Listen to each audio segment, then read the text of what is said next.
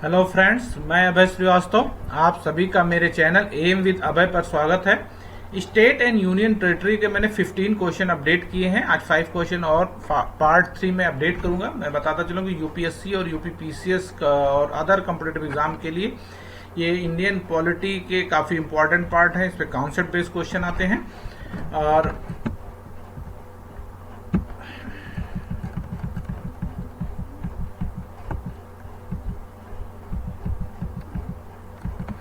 15 मैंने question update किए थे। यहाँ पे क्वेश्चन नंबर 16 अपडेट करूंगा। दिल्ली है, देखिए दिल्ली एक केंद्र शासित प्रदेश है, आपको पता है। ये राज्य नहीं है, न स्वायत्त शासित परिषद है, एक ये यूनियन टेरिटरी है, केंद्र शासित प्रदेश है। और क्वेश्चन नंबर 17 पे आता हूं। निम्नलिखित कथनों में से कौन सा एक गलत है? देखिए गलत वाले क्वेश्चन बहुत ध्यान से पढ़ने चाहिए। गोवा को 1987 में पूर्ण राज्य का दर्जा प्राप्त हुआ, ये ऑप्शन ए सही है, राइट है।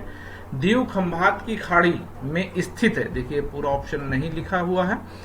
दीव जो है वो खंभात की गल्फ ऑफ खंभात है गुजरात के पास, तो उसी में एक दीव एक छोटा सा टापू है, ठीक है। ये भी ऑप्शन सही है। ऑप्शन सी, दमन और दीव को भारतीय संविधान के 56वें संशोधन द्वारा गोवा से अलग किया गया है।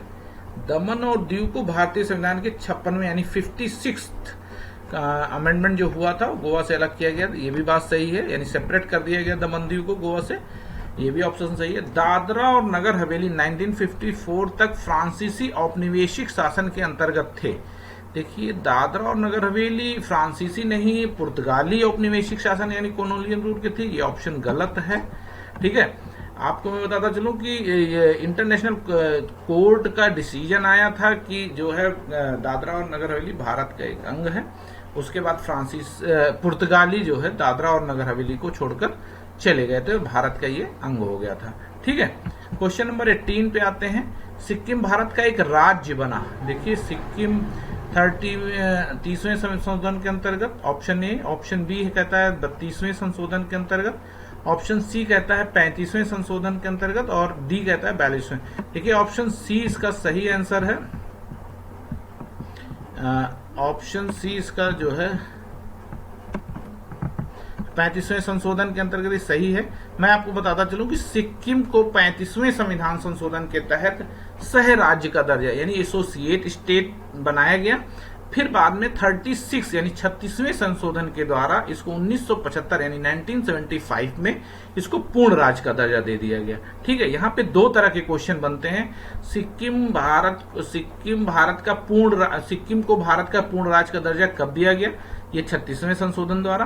और भारत का एक राज्य बनाया गया 35वें यानी सह राज्य। देखिए यहाँ पे देखिए अगर 36वें होता तो 36वें ऑप्शन सही होता, लेकिन दो क्वेश्चन यहाँ सिक्किम भारत का राज्य बनाया गया या एसोसिएट स्टेट यानी सह राज्य का दर्जा बनाया गया, तो 35वें संशोधन के अंतर्गत, और पूर्ण राज्य का दर्जा बनाया गया तो 36वें संशोधन 1975 द्वारा।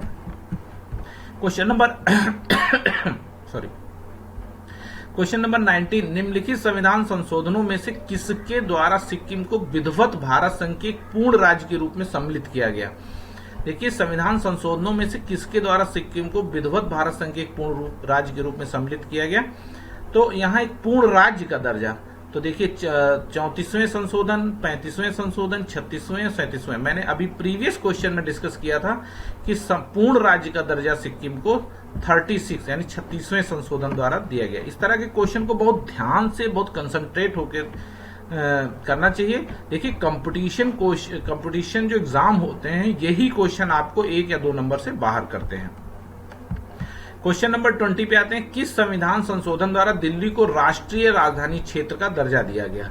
देखिए ये ऑप्शन बी है। 69वां संविधान संशोधन हुआ था जिसमें केंद्रीय राज्य क्षेत्र का दर्जा दिया गया। केंद्रीय राज्य क्षेत्र यानी जो है केंद्रीय राज्य क्षेत्र का दर्जा देने के बाद दिल्ली को यानी एक वहां पे मुख्यमंत्री होगा और मंत्रिपरिषद होगी, लेकिन कुछ उसके नियमों के तहत यानी अनुच्छेद 239 ए के तहत दिल्ली को केंद्रीय राज्य क्षेत्र का दर्जा दिया गया, जिसके तहत जो है वहां के मुख्यमंत्री का डेवलपमेंट का अधिकार होगा, लेकिन वहां पे लैंड और पुलिस ये मुख्यमंत्री के पास क्षेत्राधिकार में नहीं आएगा।